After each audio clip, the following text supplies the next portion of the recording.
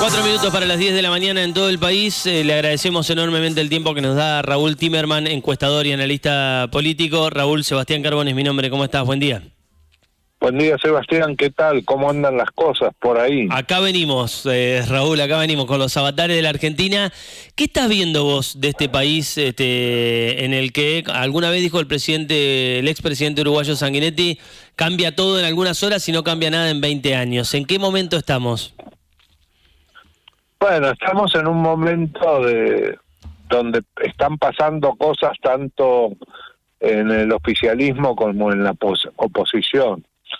En el oficialismo, digamos, se ha terminado el periodo de encantamiento que duró mucho tiempo y duró gracias a que se había logrado una estabilidad macroeconómica con un nivel de inflación contenido, pero sucedieron dos cosas que cambiaron el ánimo de la opinión pública, aunque el gobierno sigue manteniendo un apoyo.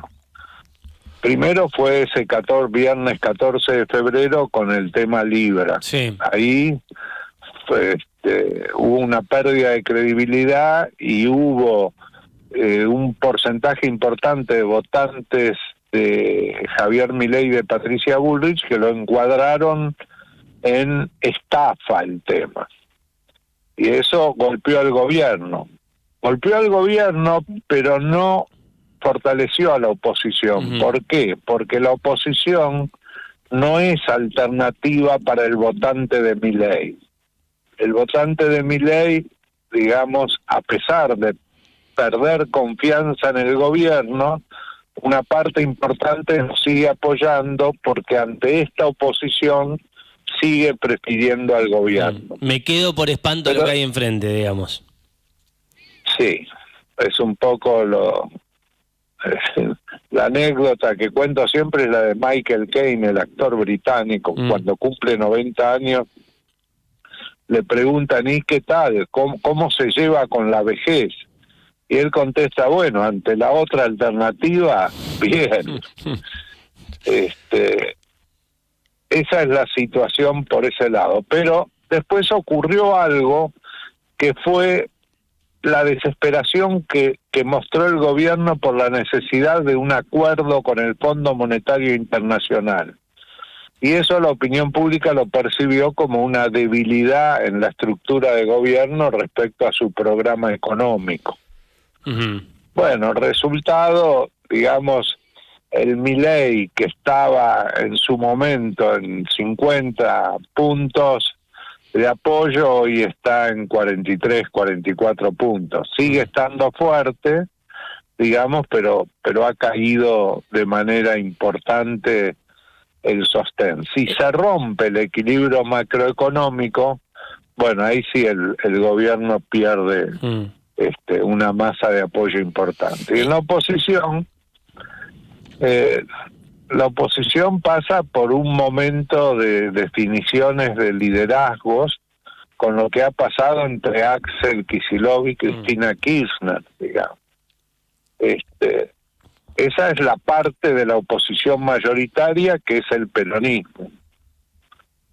Bueno, ahí hay que ver cómo se soluciona esto. Indudablemente el paso que ha dado Axel, lo que ha demostrado que tiene una personalidad diferente a la de Alberto Fernández, ¿no? Se atrevió a dar el paso que la Cámpora considera que es de ruptura. Cuando Alberto Fernández mostró disidencias, le renunciaron los funcionarios de la Cámpora, del gobierno, y él no aceptó las renuncias. Vamos a ver si los funcionarios de la Cámpora renuncian al gobierno de Axel Kicillof, pero Axel Kicillof es capaz de aceptarle las renuncias, así que bueno, veremos si eso ocurre, ¿no? Uh-huh. De esos puntos que vos recién decías perdió Javier Milei, hay que ir a buscarlos a los puntos, digo, hay un 30% de sus votos que fueron y lo votaron las 3 veces. Después el resto lo sumó a partir de esto que contabas al principio, bueno, no quiero ir para el lado del peronismo, del kirchnerismo, voy a Javier Milei. ¿Los puntos que él pierde primero son esos? ¿Son esos que fueron porque como que no les quedaba otra? Sí, esos son los primeros puntos que pierde, que son básicamente votantes que en las generales votaron a Patricia Bullrich.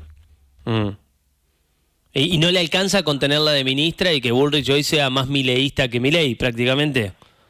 No, bueno, todavía, digamos, mantiene un apoyo importante.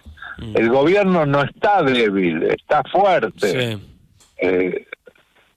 Eso hay que tenerlo en cuenta, mantiene un apoyo importante, pero bueno, no es el apoyo que tuvo durante el primer año de gestión. A partir de febrero hubo una caída. Es más,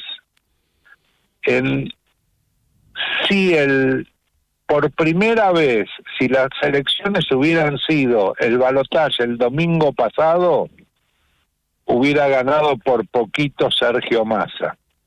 ¿Cómo es eso? Claro, nosotros hicimos la simulación de balotaje desde el primer mes de Milei hasta ahora. Y siempre ganaba Milei. La pregunta era, si el balotaje fuera este domingo, usted, entre Javier Milei y Sergio Massa, ¿usted por quién votaría? Y siempre, hasta el mes de febrero, estuvo siempre Milei arriba, ganando prácticamente por la misma diferencia. En febrero se achicó un poco y en marzo se cruzaron las líneas y está más a 1,5 puntos arriba. ¿Y eso qué quiere decir, Raúl? Esto lo que quiere decir es que el gobierno se ha debilitado, ha perdido apoyo, pero bueno, todavía tiene... Mientras mantenga un 40% de apoyo, el gobierno está fuerte, y hoy está por encima del 40%. Tiene una aprobación de gobierno de 43, 44 puntos. Alberto Fernández terminó con una aprobación de gobierno de 24 puntos. O sea, el gobierno todavía tiene mucho aire. Sí. Depende cómo le vaya de aquí en más.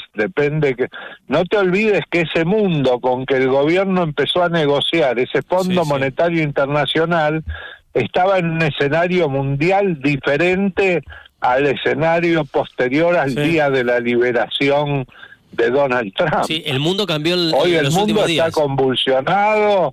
Se perdió. ¿Qué hizo Donald Trump? Rompió el equilibrio. Y ahora hay que ir en búsqueda de un nuevo equilibrio. Vamos a ver cómo se da.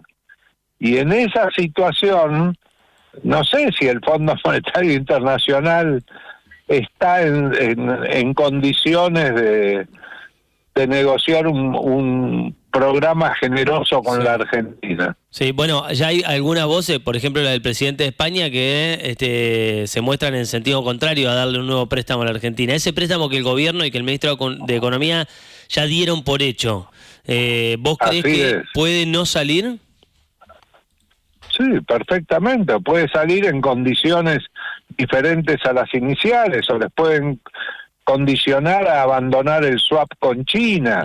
Digamos, ahora en este escenario, Donald Trump le va a exigir a la Argentina que rompa sus vínculos económicos con China, digamos, y a limitar la influencia china, que tiene un enorme swap cedido a la Argentina, limitarla en la política nacional. El escenario es diferente.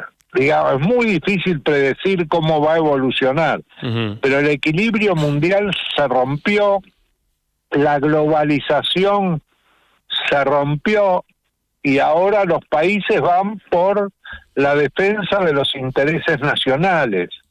Europa por la defensa de la Comunidad Europea, Estados Unidos por la propia, Canadá y México, que son los vecinos aliados hasta el día de la liberación, van por la propia. China va a jugar sus cartas, no nos olvidemos que China tiene recursos económicos suficientes, digamos, como como para pelear en esta lucha, y vamos a ver cómo se vuelve a alcanzar un equilibrio, digamos. En este momento está roto el equilibrio. Fue muy claro el premier de Canadá, que dijo, bueno, esto is over, esto se acabó, esto se acabó. Ahora hay que ver qué es lo que viene. Ahora, da la sensación que es volver el tiempo, mucho tiempo atrás, no sé, que los países negocien como mano a mano entre países, o que cambia la lógica de todo el mundo. Bueno, sí, es un periodo del mundo, partió de una situación de defensa de intereses nacionales hacia una globalización donde las corporaciones tomaron el control de las reglas de juego, y Trump decidió romper con eso. Uh-huh. Y dijo, bueno, acá lo que interesa es el trabajador norteamericano, la industria norteamericana, y yo la voy a proteger. Y eligió ese camino. Vamos a ver cómo sale. Es muy impredecible todo. Uh-huh. Pero indudablemente a Argentina esta turbulencia no le favorece. Sí, de mínima. Más que tenemos un gobierno que no está alineado ideológicamente con Donald Trump. Es un gobierno que no defiende los intereses de la industria nacional. Por el contrario, digamos, abre el libre juego de las importaciones. Va en camino contrario al de Trump. Ahora, ¿cuánto ata su suerte el gobierno a la salida del préstamo con el fondo? Digo, ponele que el fondo... Yo creo que si no sale el préstamo en las condiciones que el gobierno lo necesita, digamos, el gobierno ve fracasado su programa económico.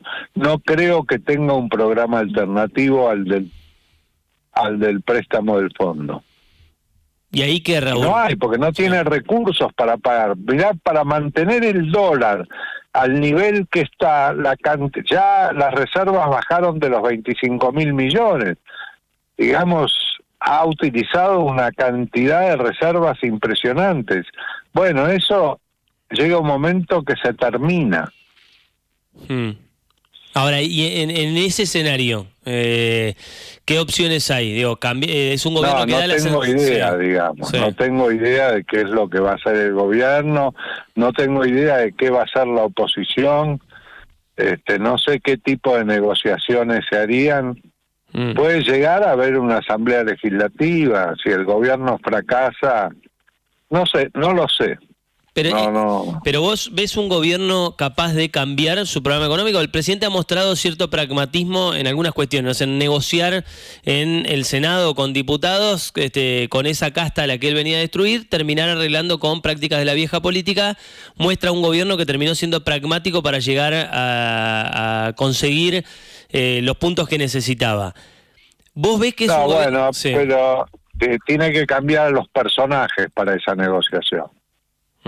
Digamos, no es otro plan económico, no lo creo. Creo que es un presidente que no está en condiciones de ver frustrados sus planes, digamos. No creo que emocionalmente lo resista. Se está hablando mucho de la cuestión emocional del presidente en estos días y de cómo él afronta las cuestiones negativas de su gobierno. ¿Cuánto de esto hay de cierto, de lo que se habla? Bueno, debe ser así, seguramente. Acaba de salir un libro sobre Santiago Caputo de Maya Jastrzębski, la periodista de La Nación. Habría que leerlo, ahí nos vamos a enterar de muchas cosas, de cómo son las cosas en el gobierno y el rol de Santiago Caputo, ¿no?